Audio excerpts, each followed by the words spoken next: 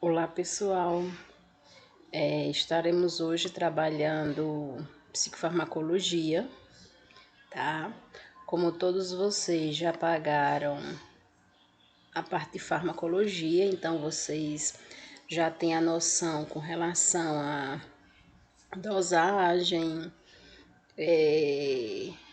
ações adversas de alguns medicamentos, a questão da vida útil, né, de algumas medicações e tudo aquilo que vocês viram aí em farmacologia, né, com relação às drogas, aos medicamentos. Então, hoje nós vamos nos atentar para alguns tipos de medicações que nós utilizamos na saúde mental, né, com os nossos pacientes com transtorno mental e com pessoas que estão em sofrimento psíquico, né, pacientes que estão em sofrimento psíquico. E daí eu trouxe para vocês, dividido em grandes grupos da psicofarmacologia. E o primeiro grande grupo que nós vamos fazer são os antipsicóticos. Nós iremos ver são os antipsicóticos. Então, os antipsicóticos, pessoal, creio eu que vocês lembram que eu já falei a questão de quando vocês virem o nome psicose, vocês relacionarem esse nome a alucinações, tá? Então, quando vocês escutarem falar em antipsicóticos, logicamente que vocês agora vão levar, né, vão entender que são medicamentos utilizados para pacientes que apresentam alucinações, ok? Então, daí nós temos como conceito que antipsicóticos são medicamentos inibidores das funções psicomotoras, tá? Eles vão agir na excitação e na agitação, ok? Que são sintomas característicos aí do paciente que alucina, que são característicos aí da esquizofrenia. Eles atuam em distúrbios psicóticos, tá?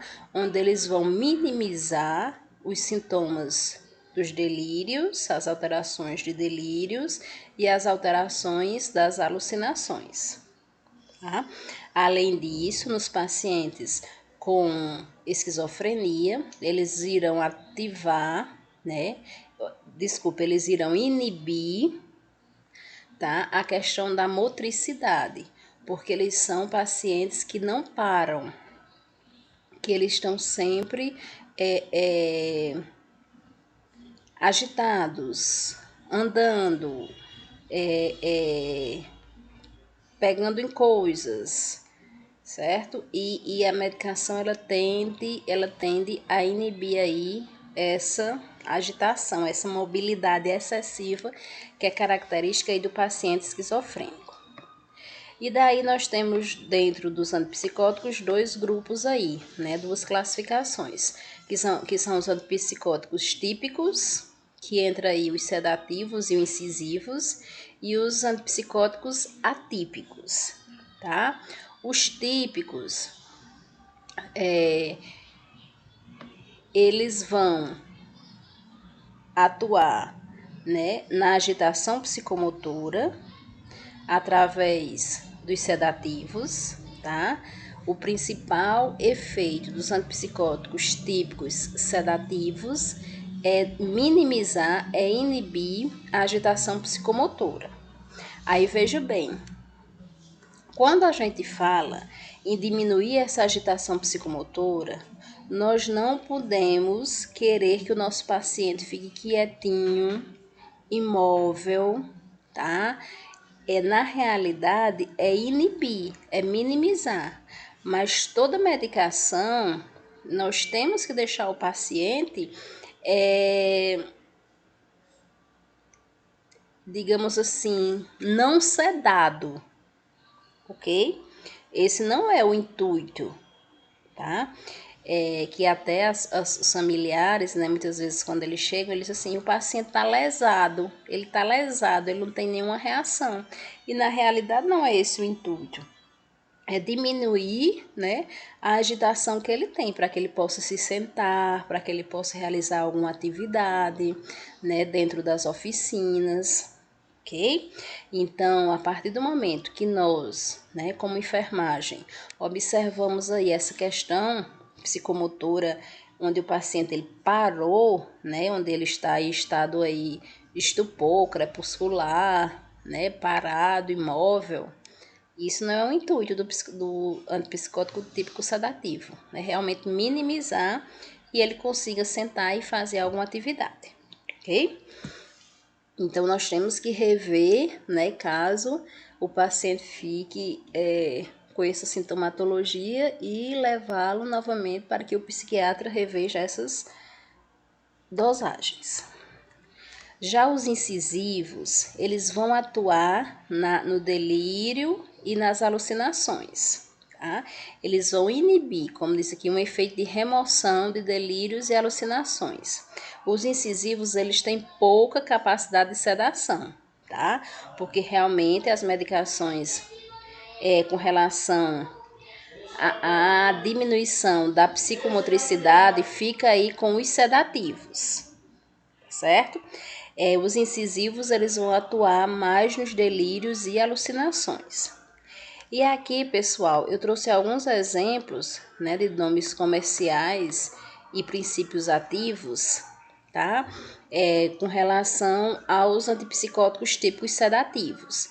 Nós temos aí a clorpromazina, né, que é o princípio ativo, e como nome comercial nós temos Ampliqtil, Longactil, a levomepromazina, que nome comercial nós temos o Neosine e o Levozine, tá? E todos esses outros com nomes comerciais, ok?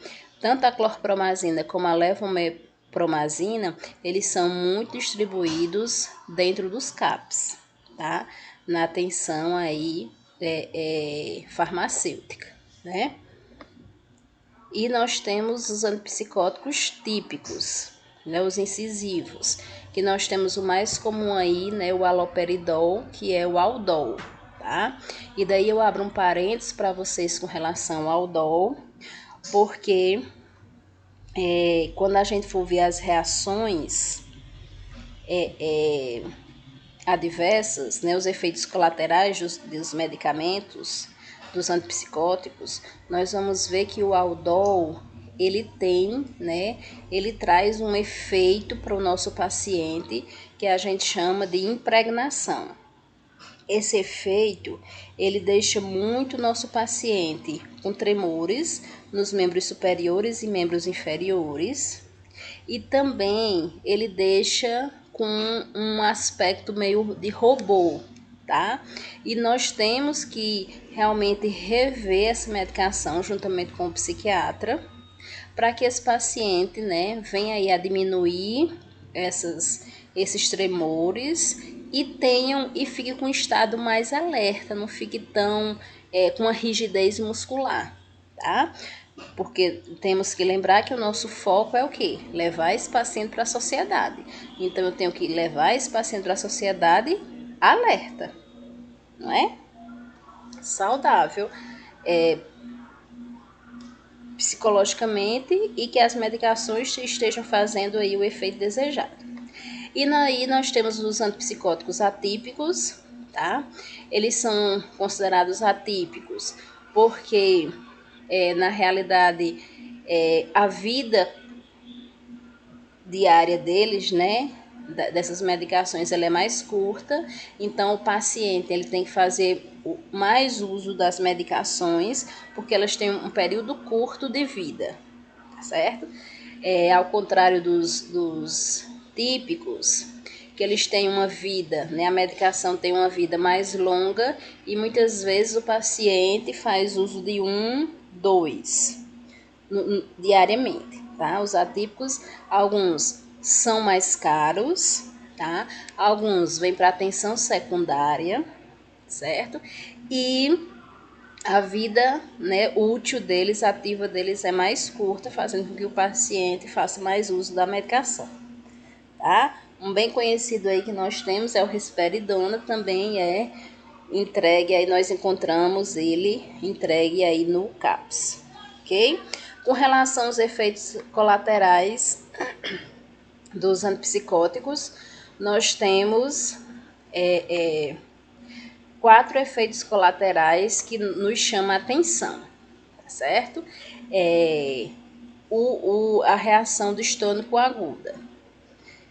É a primeira que nós vamos falar. Então, essa reação do estômago aguda são movimentos espasmódicos na musculatura do pescoço, boca e língua. Tá?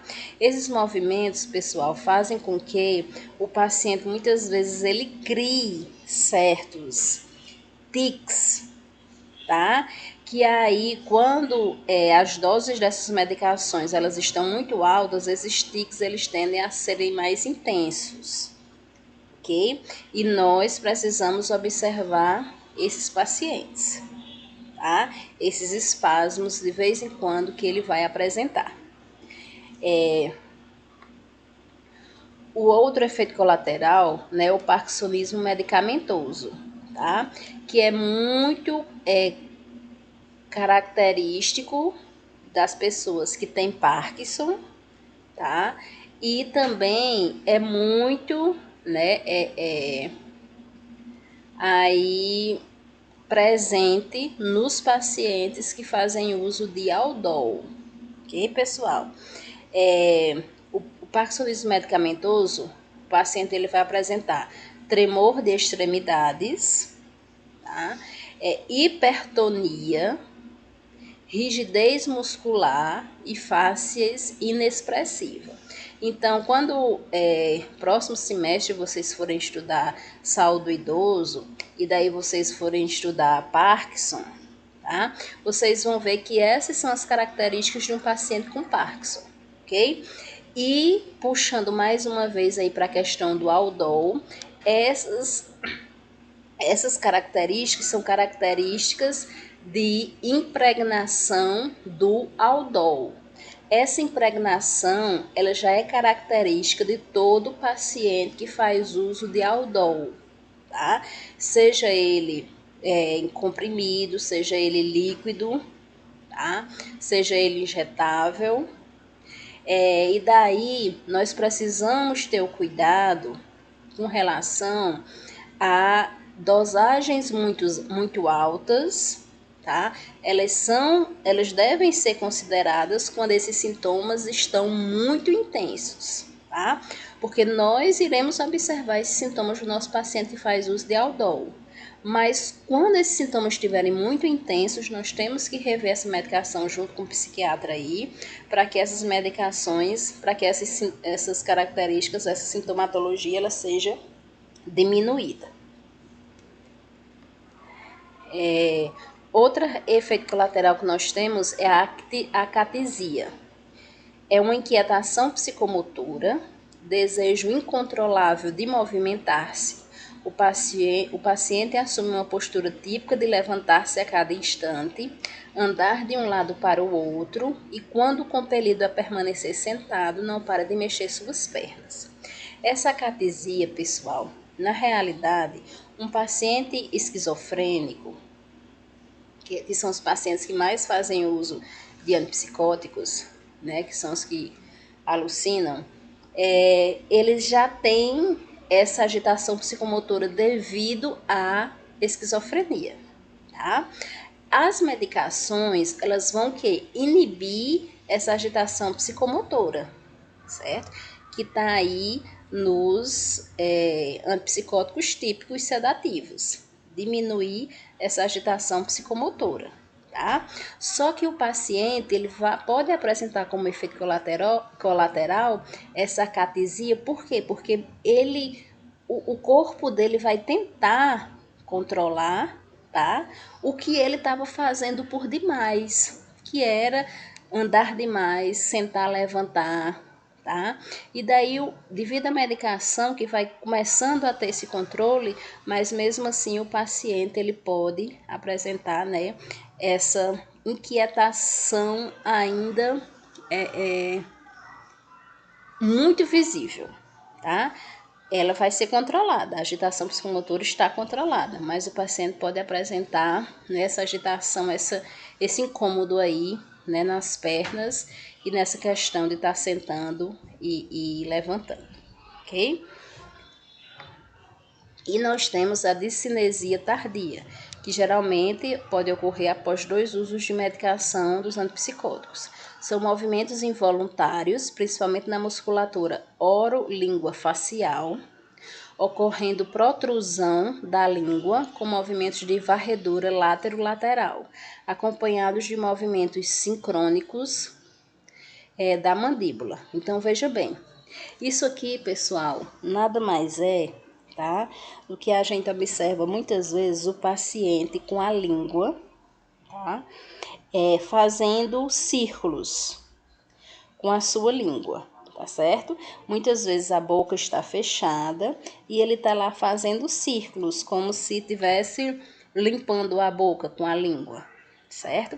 E isso é involuntário. Muitas vezes até a gente fala para o paciente não estar fazendo isso, mas é involuntário, ok? E daí nós vamos entrar nos antidepressivos, tá? Os antidepressivos, pessoal, são medicamentos para quem tem realmente aí a depressão, tá? Então, nós temos aqui, né, de acordo com a literatura de Dalgalarrondo, nós temos 3 classificações de depressão. A depressão leve, onde a pessoa não apresenta necessidade, muitas vezes, de medicações, tá? Ela pode ter mudanças de vida no sentido de fazer psicoterapia e trabalhar mais a sua qualidade de vida, tá certo?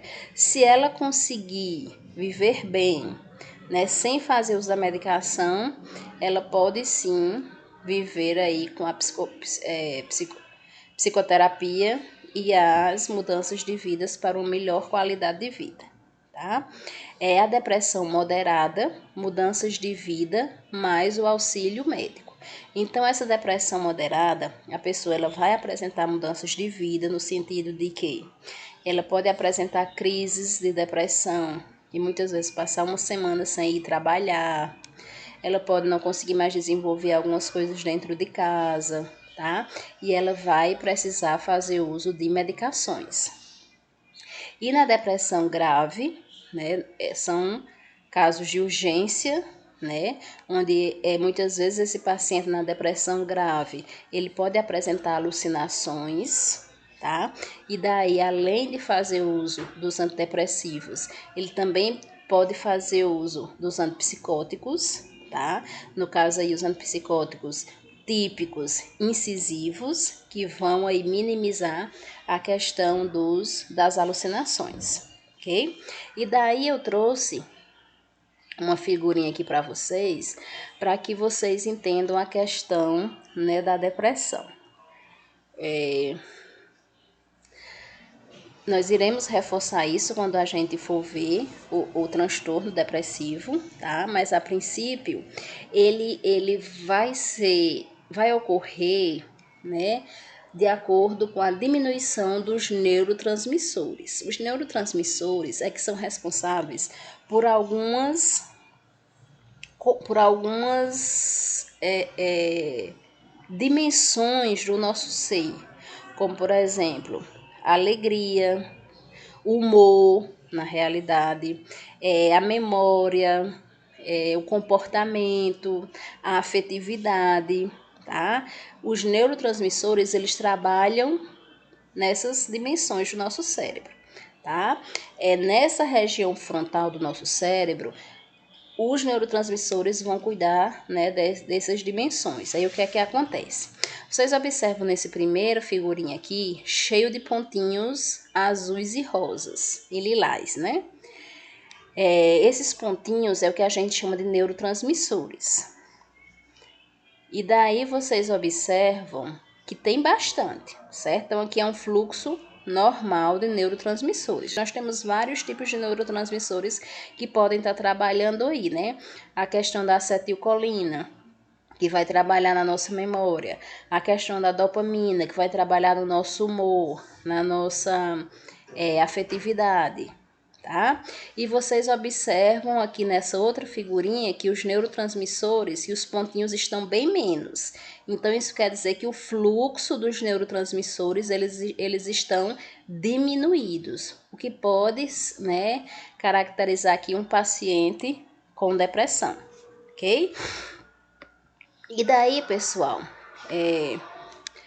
com relação aos antidepressivos, nós temos 4 grupos aí de antidepressivos. Nós temos os tricíclicos, os inibidores da captação da 5-HT, os inibidores da monoamina oxidase, que é o IMAO, e os antidepressivos atípicos, tá?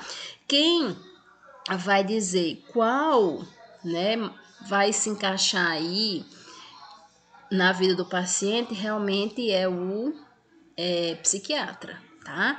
Temos que ver que os antidepressivos atípicos, eles são mais caros, tá?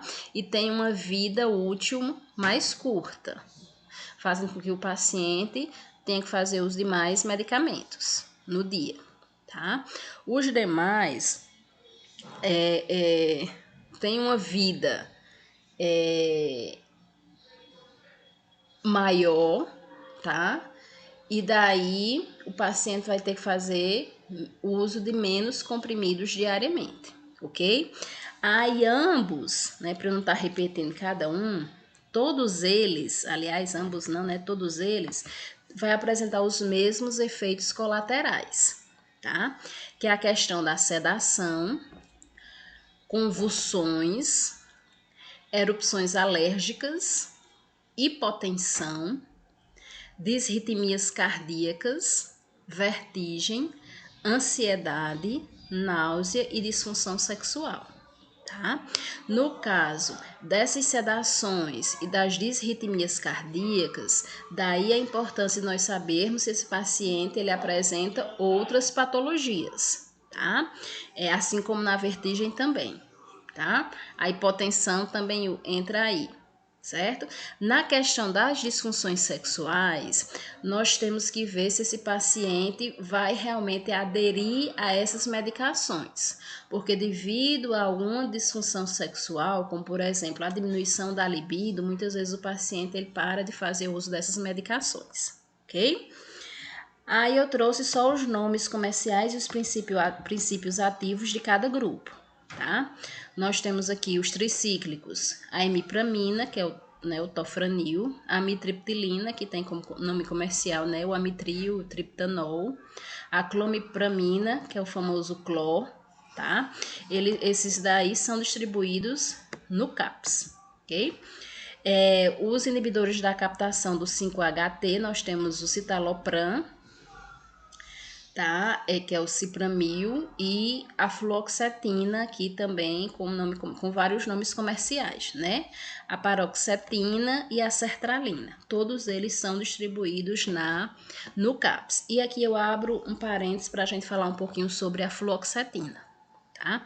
A fluoxetina, pessoal, muitas vezes chega uma pessoa lá no CAPS que não tem nem transtorno mental, nem sofrimento psíquico, e ela quer uma receita de fluoxetina para emagrecer. Aí veja bem, a fluoxetina, pessoal, ela não é para emagrecer. Na realidade, vamos tentar entender aí o processo. Muitas pessoas, elas comem excessivamente devido a alguma ansiedade que elas apresentam na sua vida, tá? E daí o que é que acontece? A fluoxetina, que é um antidepressivo, mas ela também tem características dos ansiolíticos, tá? Elas também podem ser usadas como ansiolíticos. Aí o que é que acontece? Se eu sou depressiva e eu como demais se eu sou ansiosa e como demais devido à minha ansiedade, então se eu tomar um ansiolítico, eu vou diminuir o quê? A minha ansiedade. Se eu diminuo a minha ansiedade, eu vou diminuir de comer. Não é porque eu não comia, não era só porque eu estava ansiosa? tá? Então, a fluoxetina, ela pode atuar aí na questão de diminuir a ansiedade, ok? Porque ela é um antidepressivo, mas ela também tem características ansiolíticas, ok? E nós temos que explicar para o nosso paciente que não é fazendo uso de fluoxetina que ele vai emagrecer, não. Na realidade, ele vai fazer terapia para diminuir essa ansiedade, né? Que daí vai ajudar bem mais do que a fluoxetina, ok? Que pode causar aí dependência, tá? Nós temos os inibidores da IMAL, tá? Eles já são considerados de atenção secundária, certo? Assim como os antipsicóticos, ou como os antidepressivos atípicos, que são grupos heterogêneos, a resposta terapêutica ela demora e a ação é curta. Por isso que eu disse a vocês que o paciente ele tem que fazer uso de mais medicações durante o dia. E aqui, né, alguns princípios ativos e nomes comerciais dos antidepressivos atípicos.